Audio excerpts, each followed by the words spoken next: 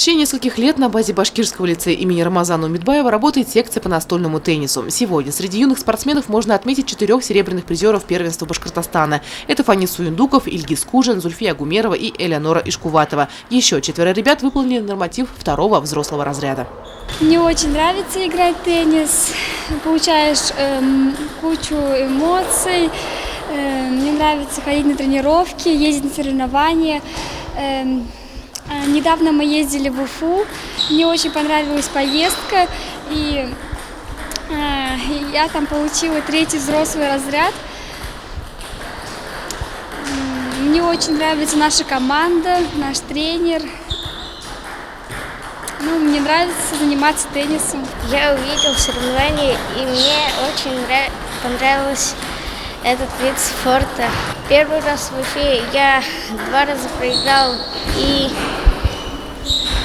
не вышел, а во 2-й раз 1-е место занял. В Магнитогорске тоже 1-е место занял. Кропотливая работа и тренировки дают свои результаты. Чемпионка Республики Башкортостан по настольному теннису среди коррекционных школ Назгуль Байгушина занимается данным видом спорта более 2 лет. В будущем девушка планирует как минимум стать чемпионкой страны. Мне очень понравился этот вид спорта. Тут надо очень много думать, тактику надо вырабатывать. Сегодня секцию настольного тенниса посещает более 50 мальчишек и девчонок разного возраста. В данной группе занимается 12 ребят, которые уже заявили о себе на различных соревнованиях. Буквально недавно мы приехали с всероссийского турнира, который был в городе Магнитогорск.